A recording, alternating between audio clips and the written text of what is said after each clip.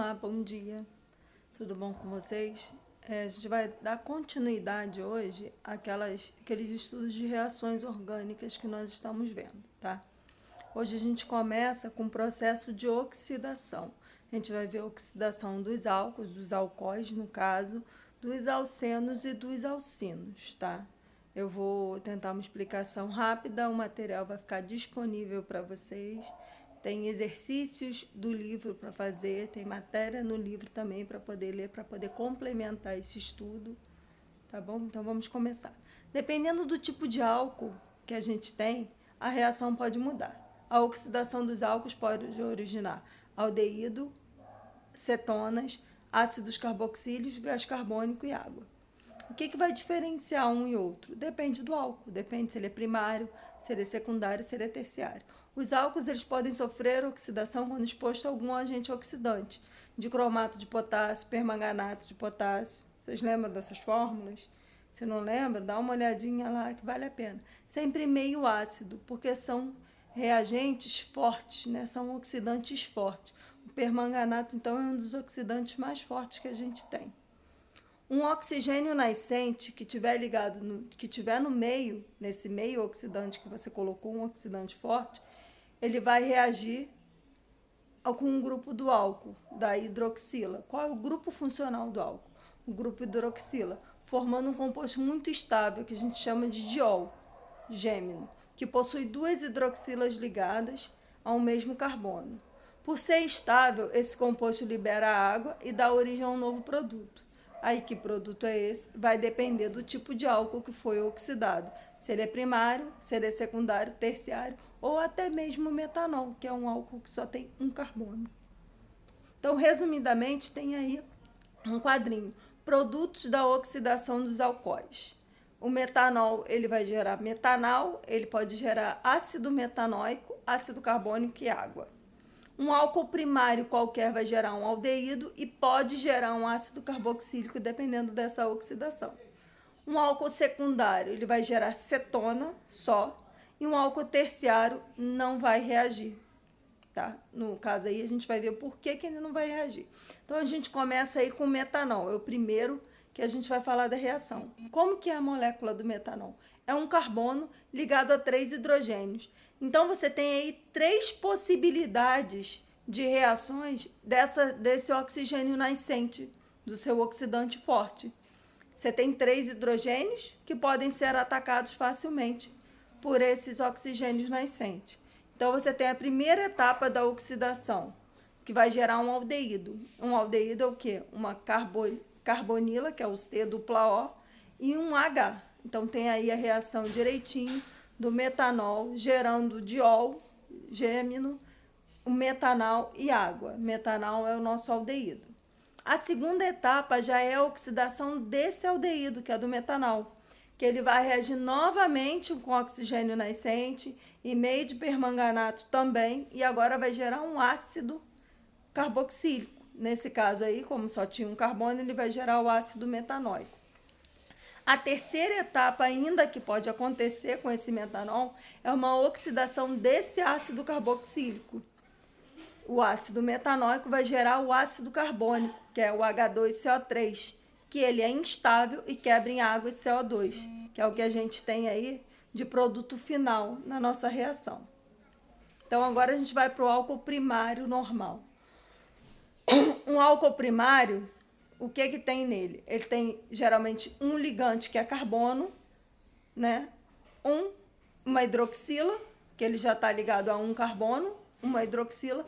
Então, sobram para ele o quê? 2 hidrogênios ligantes. Então, o oxigênio nascente pode reagir o quê? Com esses 2 oxigênios, com esses 2 hidrogênios que tem aí sobrando na sua molécula. Então, a gente tem essa possibilidade aí de gerar um aldeído nesse álcool primário. A seguida, você tem a oxidação do etanol, que vai gerar o etanol, que foi o que a gente viu lá em cima, aqui, ó.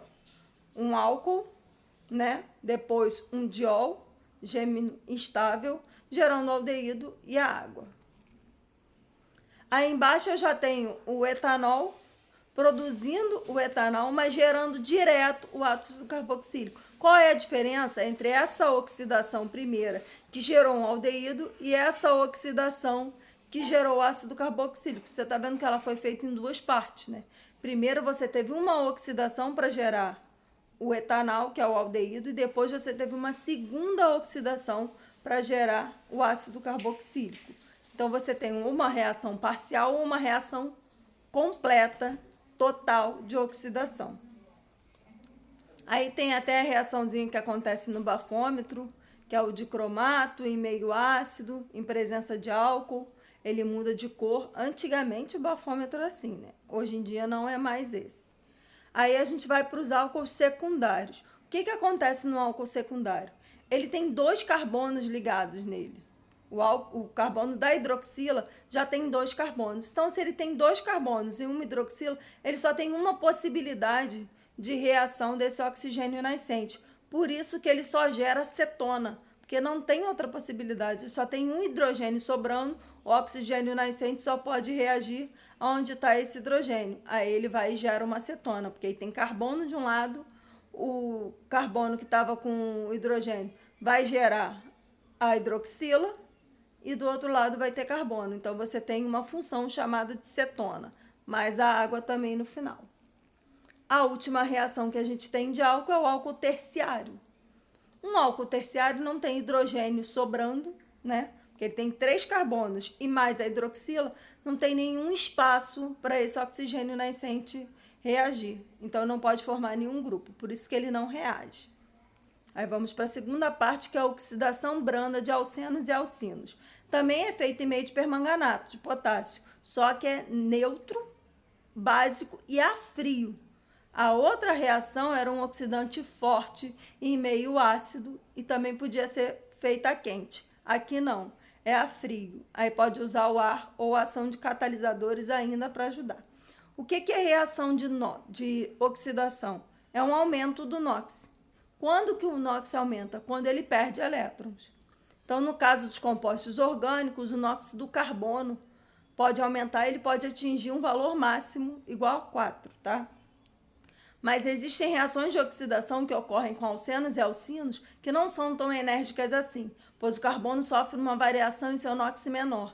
Isso é chamado de oxidação branda. Oxidação branda pode ocorrer de 2 formas principais. A primeira delas é realizada em laboratório, consiste em submeter um alceno ou um alcino à presença de solução de permanganato de potássio em meio neutro ou ligeiramente básico, alcalino e a frio.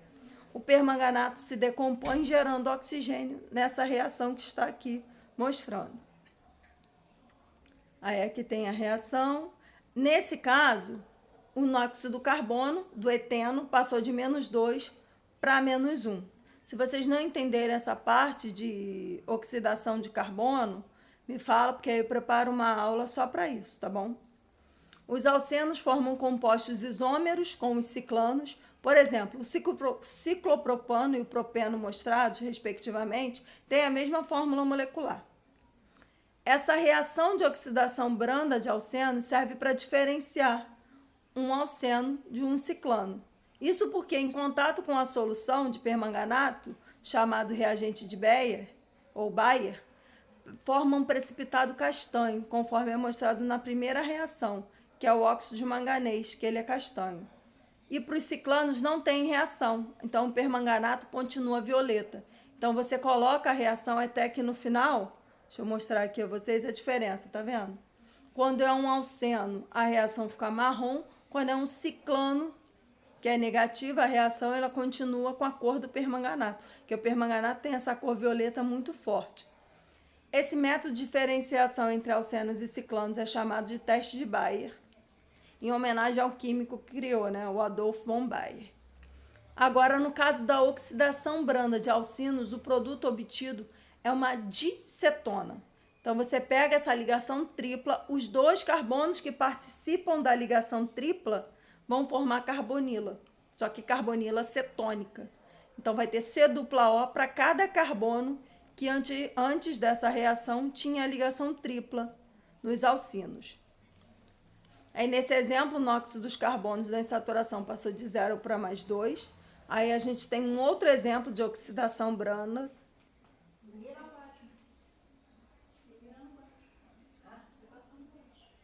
que ocorre com hidrocarbonetos insaturados e na presença de oxigênio e catalisador.